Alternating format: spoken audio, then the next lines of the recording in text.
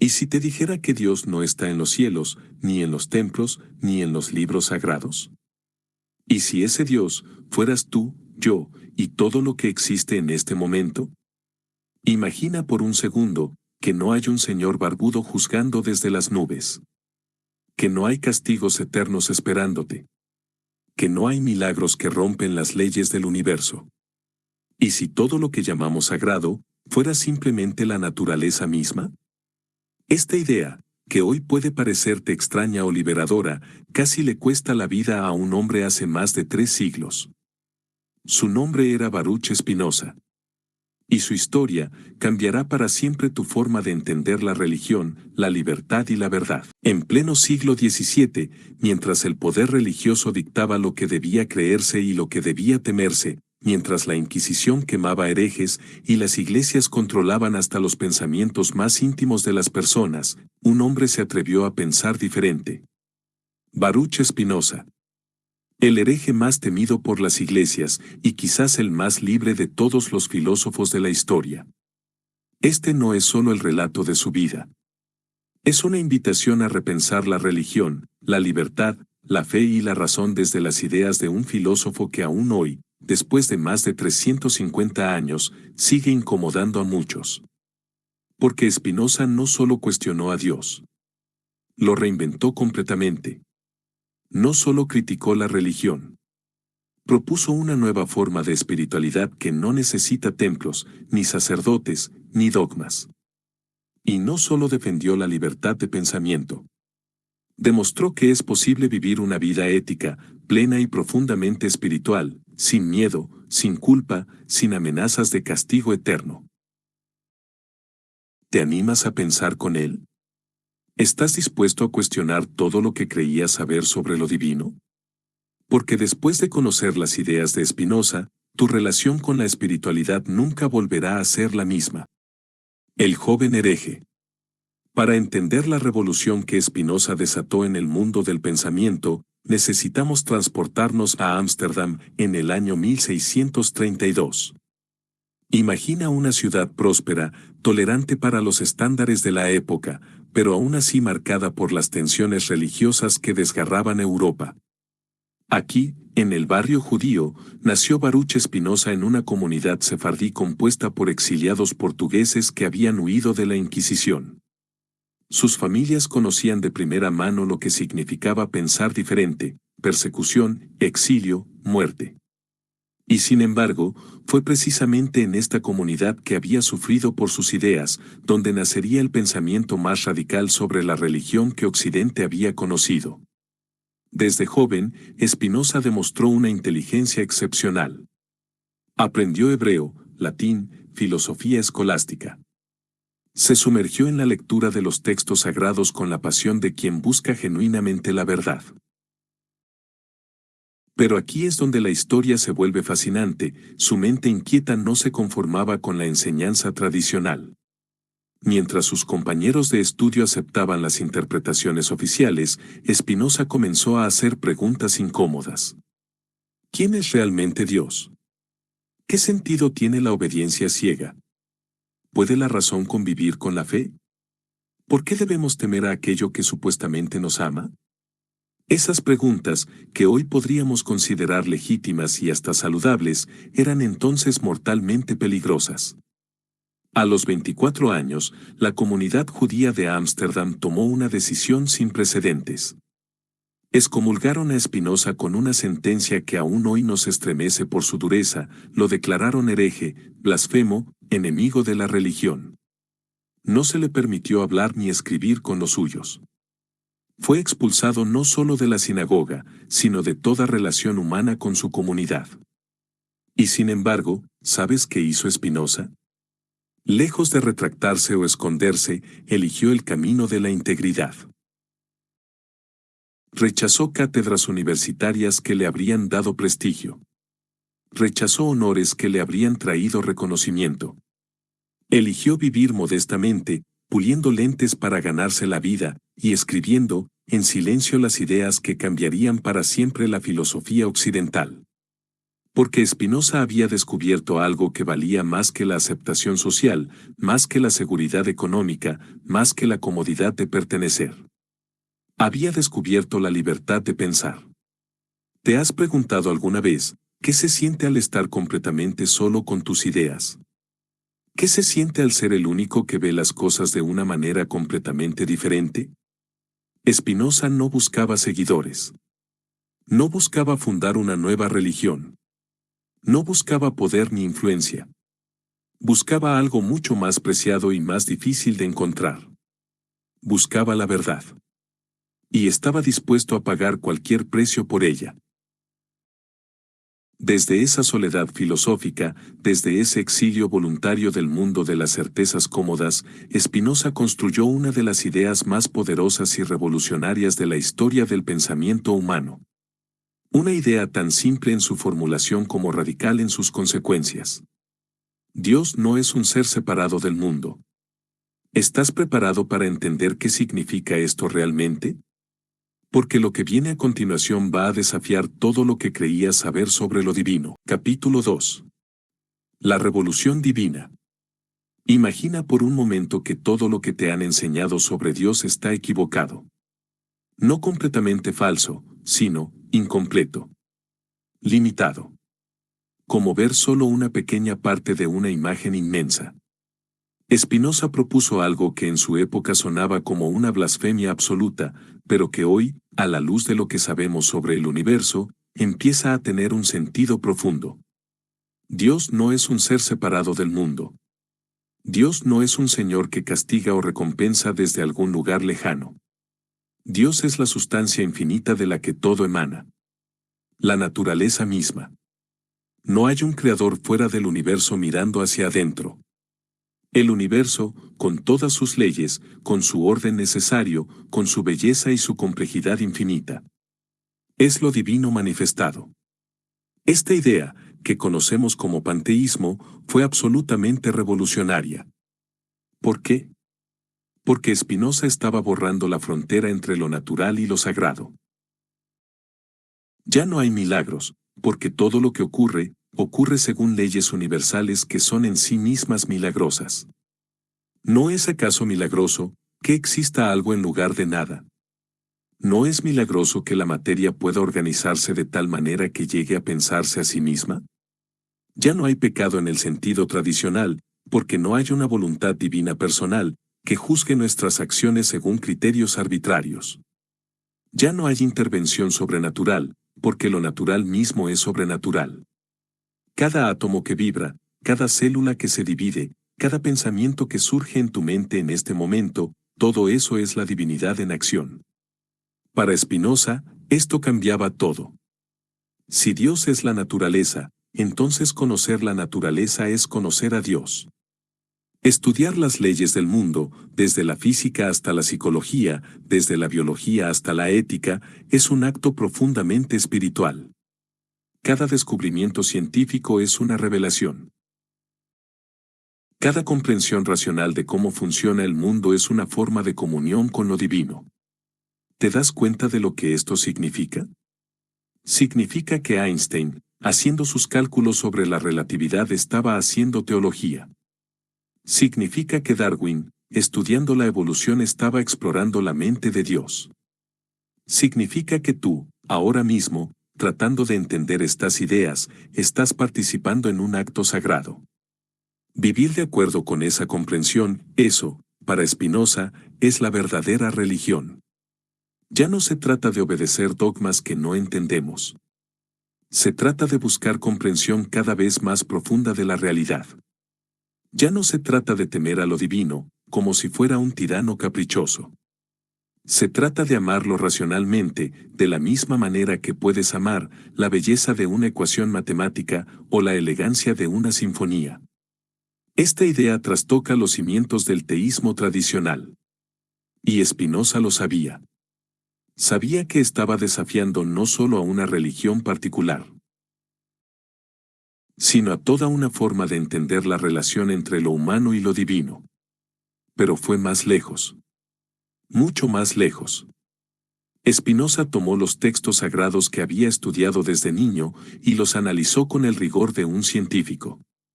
Y llegó a una conclusión que horrorizó a las autoridades religiosas de su época.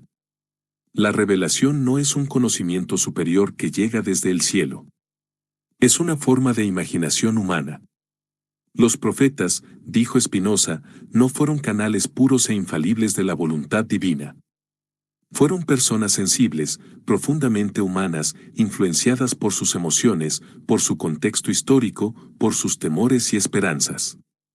Sus visiones fueron imágenes mentales, proyecciones psicológicas, no verdades eternas grabadas en piedra. Piénsalo de esta manera. Cuando un profeta hablaba de castigos divinos, quizás estaba expresando su propia angustia ante la injusticia que veía en el mundo. Cuando prometía redención, tal vez estaba proyectando un deseo profundamente humano de que las cosas mejoren. Cuando describía a Dios como un rey celoso y vengativo, posiblemente estaba usando las únicas categorías de poder que conocía en su época. La revelación, entonces, no es un canal fiable para conocer la verdad sobre Dios. Es una expresión humana, simbólica, emocional, válida como poesía o como efecto psicológico, pero no como ciencia o como teología rigurosa. ¿Confiarías en los sueños de otro para regir tu vida? Spinoza creía que eso era, precisamente, lo que hacían las religiones tradicionales. Convertir emociones personales en normas universales. Para escapar de esta confusión, para liberarnos de la servidumbre intelectual que imponen las religiones del miedo, Spinoza propuso algo extraordinario. Distinguir claramente entre diferentes tipos de conocimiento. Y aquí es donde su filosofía se vuelve no solo revolucionaria, sino profundamente práctica. Porque lo que estaba proponiendo no era solo una nueva forma de pensar sobre Dios, sino una nueva forma de vivir.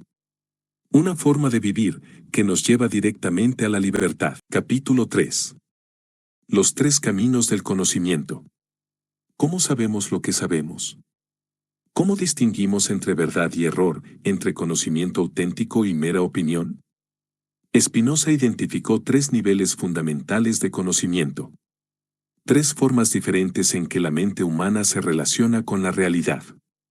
Y entender estos niveles es clave para comprender por qué las religiones tradicionales ejercen tanto poder y cómo podemos liberarnos de su dominio.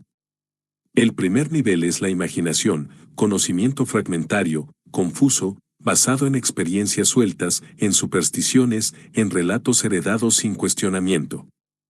Aquí es donde vive la mayoría de la humanidad.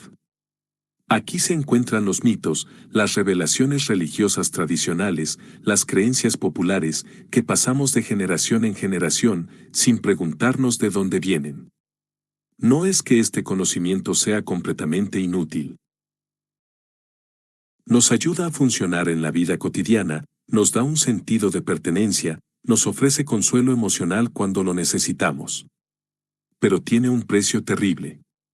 Nos mantiene en la ignorancia sobre las verdaderas causas de las cosas. Y esa ignorancia es la madre de todos los miedos.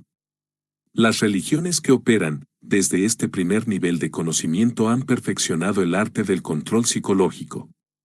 ¿Cómo? Es más simple de lo que piensas. Primero, te convencen de que eres fundamentalmente imperfecto, pecaminoso, indigno. Luego, te ofrecen la solución. Obediencia ciega a sus mandatos. Finalmente, refuerzan esa obediencia con un sistema de premios y castigos. Cielo e infierno, bendiciones y maldiciones. Es un mecanismo psicológicamente perfecto. Te mantienen en un estado de ansiedad constante sobre tu destino eterno, pero te ofrecen alivio temporal si haces exactamente lo que ellos te dicen. ¿Te suena familiar? Debería. Porque este patrón se repite en todas las formas de autoritarismo, religioso o secular. Pero existe una alternativa. El segundo nivel es la razón, el pensamiento claro, lógico, que busca causas verdaderas y relaciones necesarias entre las cosas. Aquí ya no aceptamos explicaciones porque sí. Preguntamos. ¿Por qué? ¿Cómo? ¿Cuál es la evidencia? ¿Qué lógica hay detrás de esta afirmación? La razón nos libera de la superstición, pero también de algo más sutil y más peligroso. Nos libera de la necesidad de que otros piensen por nosotros. Cuando usas la razón para entender cómo funciona el mundo, estás haciendo algo profundamente espiritual, aunque no lo sepas. Estás participando en el conocimiento de la estructura íntima de la realidad. Cada vez que entiendes una ley natural, cada vez que comprendes una relación causal, cada vez que tu mente capta la lógica profunda que subyace a los fenómenos, estás conociendo la mente de Dios. No el Dios antropomórfico de las religiones tradicionales, sino el Dios naturaleza de Spinoza. La inteligencia infinita que se expresa en las leyes matemáticas que gobiernan el universo. Pero Spinoza fue aún más lejos. Identificó un tercer nivel. El más alto. El conocimiento intuitivo. Este es el tipo de comprensión que va más allá del razonamiento paso a paso. Es una comprensión directa, inmediata, de cómo cada cosa particular deriva necesariamente de la naturaleza infinita de la realidad. No es conocimiento místico en el sentido tradicional. No implica visiones sobrenaturales o experiencias irracionales. Es, por el contrario, la culminación de la racionalidad. El momento en que la comprensión racional se vuelve tan completa que ya no necesita pasos intermedios. ¿Y qué ganamos con este conocimiento intuitivo? Algo extraordinario. La libertad auténtica. Porque cuando entiendes realmente por qué las cosas son como son, cuando comprendes las causas necesarias que operan en el mundo y en ti mismo, ya no eres esclavo de tus impulsos ciegos ni de los mandatos arbitrarios de otros. Este tipo de saber no es discursivo ni emocional. Es comprensión pura. Y solo en él, decía Spinoza, encontramos la verdadera libertad. Pero aquí viene el problema. La mayoría de los seres humanos vive atrapada en el primer nivel de conocimiento. Y por eso, las religiones, que se fundan en la imaginación y el miedo, pueden ejercer tanto poder sobre las mentes y los corazones. Ofrecen respuestas simples para preguntas complejas. Ofrecen consuelo emocional para el sufrimiento inevitable de la vida. Ofrecen seguridad psicológica en un mundo lleno de incertidumbre. Pero lo hacen a costa de la libertad. Lo hacen manteniendo a las personas en un estado de dependencia intelectual y emocional. Spinoza no rechazaba la religión en sí. Lo que rechazaba era la religión del miedo, la religión que usa lo sagrado como instrumento de dominación. Por eso propuso algo revolucionario. Recuperar una religión natural, una forma de espiritualidad basada en la comprensión racional del mundo. En esa religión no se pide obediencia ciega. Se cultiva lo que Spinoza llamó amor intelectual a Dios. El amor a la realidad tal como es, no como nos gustaría que fuera. Se vive con virtud, con justicia, con generosidad, no porque un Dios externo lo exija bajo amenaza de castigo, sino porque es lo más acorde con nuestra naturaleza racional. Aquí no hay milagros sobrenaturales, ni dogmas incuestionables, ni infiernos eternos. Hay algo infinitamente más valioso. Hay libertad, claridad mental, y la paz interior que viene de vivir en armonía con la verdad. Pero ¿cómo se vive esta libertad en el mundo real? ¿Cómo se practica esta religión natural, cuando estamos rodeados de estructuras de poder, que se benefician de nuestra ignorancia? Esa es la pregunta que Spinoza tuvo que enfrentar, y su respuesta cambió para siempre nuestra comprensión de la relación entre religión y política. Capítulo 4. La política de la libertad. Ahora llegamos al corazón de la cuestión política. ¿Qué significa realmente obedecer? ¿Cuándo la obediencia es legítima y cuándo es una forma de esclavitud? Spinoza analizó esta pregunta con la misma precisión quirúrgica que aplicó a los conceptos religiosos. Y lo que descubrió debería hacernos reflexionar profundamente sobre el mundo en que vivimos. Existe una obediencia servil, que nace del miedo y que nos reduce a esclavos psicológicos. Es la obediencia de quien cumple órdenes sin entenderlas, de quien se somete porque teme las consecuencias de no hacerlo.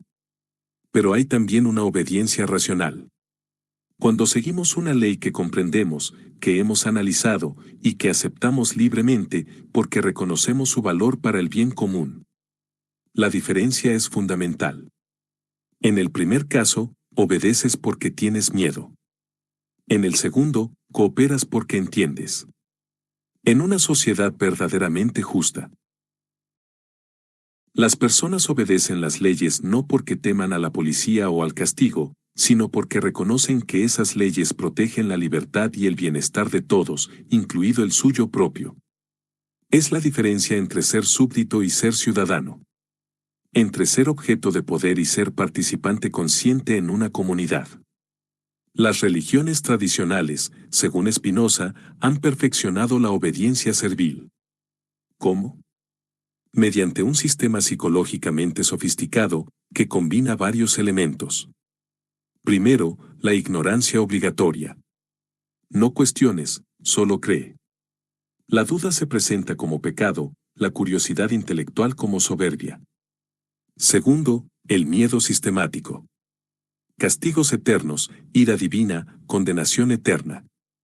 Tu destino después de la muerte depende de que tan bien obedezcas ahora. Tercero, la promesa de recompensa. Salvación, paraíso, bendiciones especiales para los obedientes. Es un mecanismo de control que funciona precisamente porque opera en el nivel más profundo de nuestros miedos existenciales. El miedo a la muerte, el miedo al abandono, el miedo a no ser lo suficientemente buenos. Aquí viene algo importante.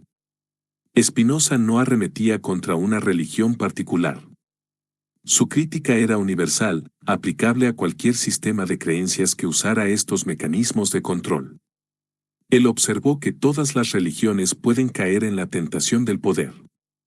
Cuando se institucionalizan, cuando se convierten en organizaciones con intereses económicos y políticos, buscan imponer dogmas, sofocar la duda, excluir al diferente.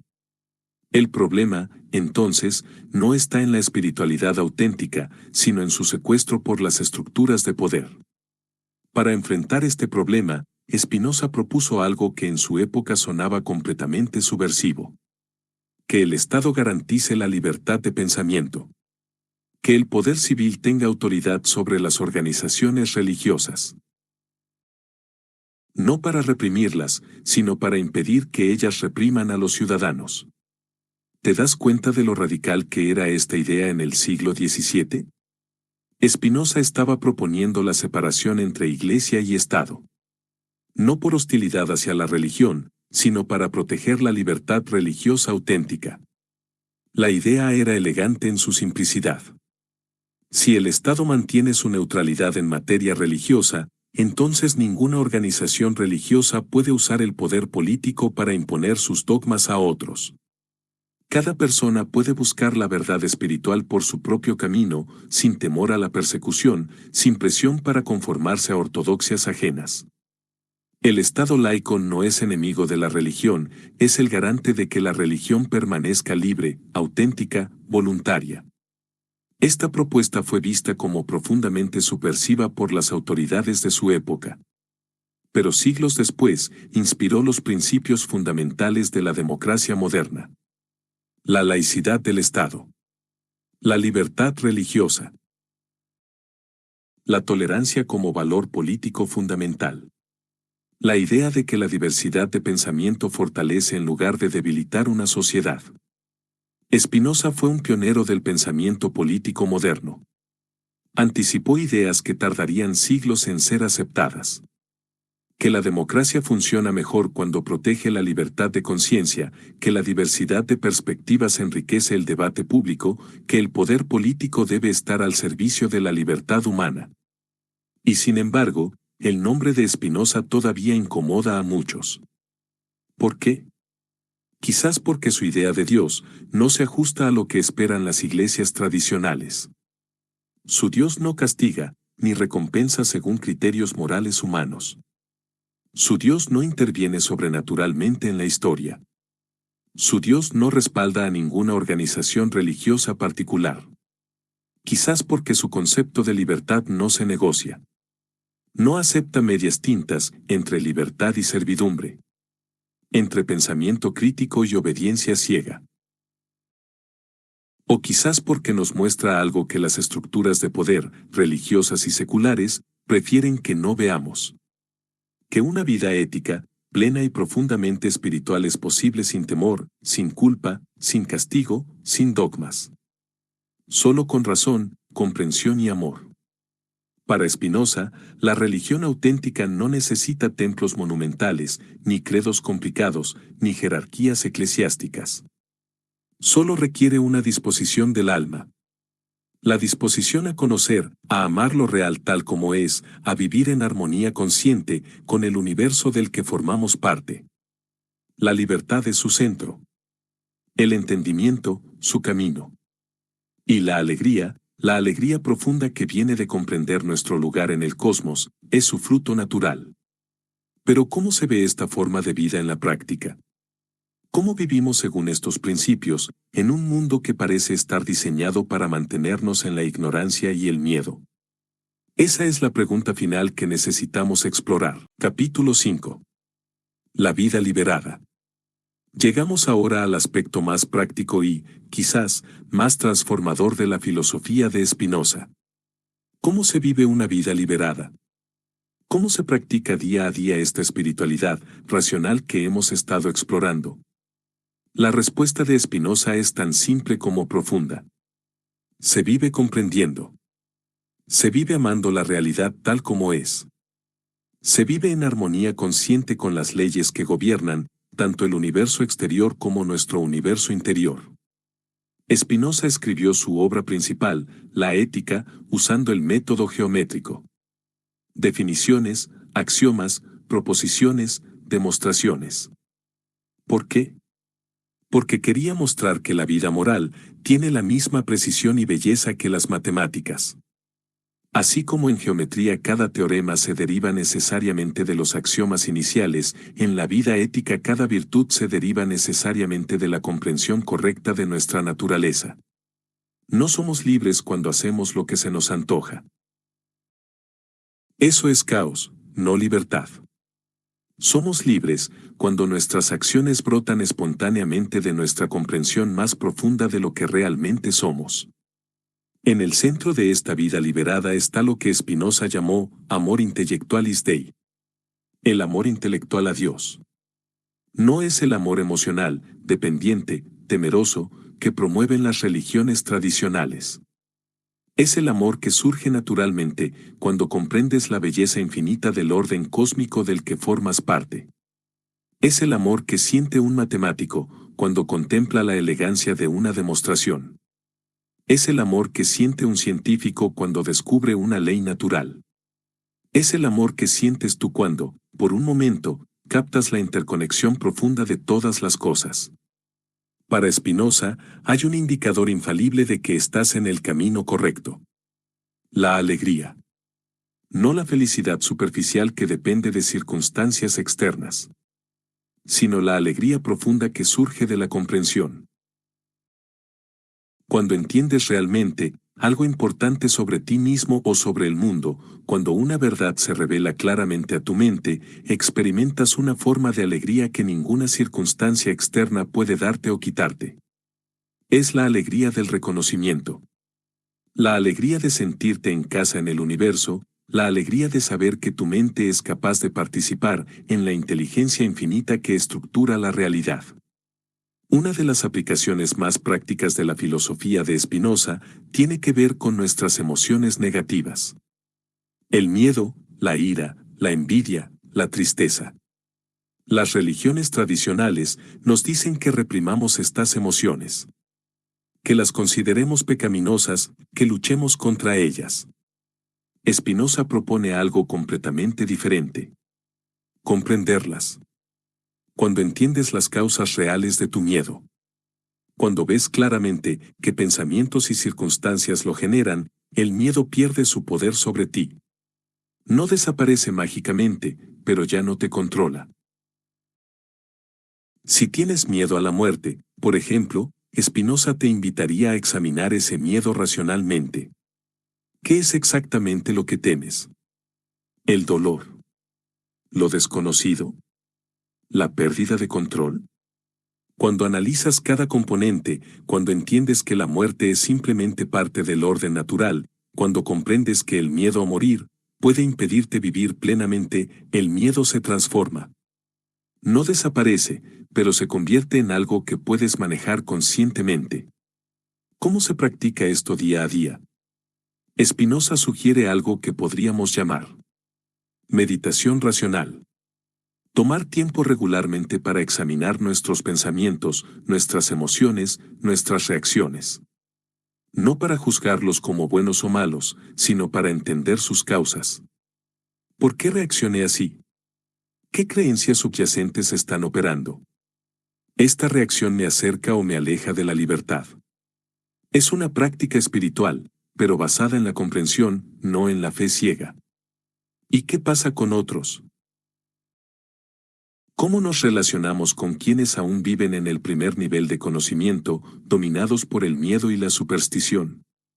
Spinoza era claro. Con compasión, pero sin condescendencia. Con paciencia, pero sin complicidad con la ignorancia. No puedes forzar a nadie a ser libre.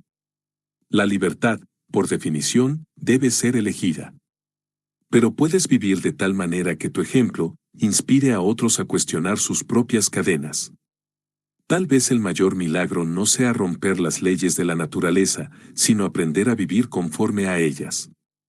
Tal vez lo más divino que podemos hacer no es orar pidiendo intervención sobrenatural, sino comprender cada vez más profundamente la sabiduría que ya está inscrita en el funcionamiento del universo.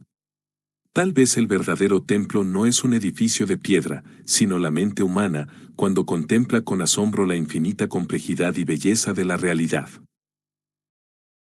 Tal vez el verdadero sacerdote no es quien intercede ante un Dios lejano, sino quien ayuda a otros a descubrir la divinidad, que ya está presente en la naturaleza y en ellos mismos. La vida liberada, según Spinoza, no requiere grandes gestos dramáticos. Es una revolución silenciosa que comienza en la intimidad de tu propia mente. Comienza cuando dejas de buscar la verdad fuera de ti y empiezas a desarrollar tu capacidad de pensar claramente. Comienza cuando dejas de temer a un Dios tiránico y empiezas a amar la realidad tal como es. Comienza cuando dejas de necesitar la aprobación de autoridades externas y empiezas a confiar en tu propia capacidad de distinguir entre verdad y error. Y una vez que comienza esta revolución, ya no hay vuelta atrás. Porque cuando has probado la libertad auténtica, cuando has experimentado la alegría de comprender, cuando has sentido la paz que viene de vivir en armonía con la verdad, ya no puedes conformarte con menos. Capítulo 6. El legado eterno. Hemos viajado juntos a través de las ideas más revolucionarias de uno de los pensadores más valientes de la historia humana. Baruch Spinoza, el hereje de Ámsterdam, el pulidor de lentes que pulió también las lentes de la mente humana para ver la realidad con mayor claridad. Sus ideas, que casi le costaron la vida en el siglo XVII, siguen siendo relevantes hoy. Más que relevantes. Son urgentemente necesarias. Vivimos en una época donde las viejas certezas religiosas han perdido credibilidad para muchos, pero donde nuevas formas de fanatismo y pensamiento dogmático siguen apareciendo. Donde la ciencia ha revelado la inmensidad y complejidad del universo, pero donde muchas personas se sienten más perdidas y desconectadas que nunca. La propuesta de Spinoza ofrece una tercera vía.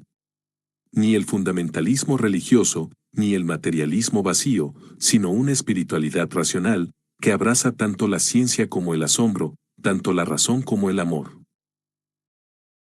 Una forma de vida que nos permite ser profundamente espirituales, sin ser supersticiosos, profundamente éticos, sin ser moralistas, profundamente libres, sin ser irresponsables. El Dios de Spinoza no una persona cósmica, sino la inteligencia infinita que se expresa en las leyes naturales. Es quizás el concepto de divinidad que mejor se ajusta a lo que sabemos sobre el universo en el siglo XXI. Un Dios que no compite con la ciencia, sino que se revela a través de ella. Un Dios que no demanda obediencia ciega, sino comprensión cada vez más profunda. Un Dios que no está separado del mundo, sino que es el mundo en su totalidad infinita. La filosofía de Spinoza no es un sistema cerrado que debes aceptar o rechazar en bloque. Es una invitación permanente a pensar por ti mismo. A cuestionar las autoridades que reclaman el monopolio de la verdad, a buscar la libertad auténtica a través del conocimiento.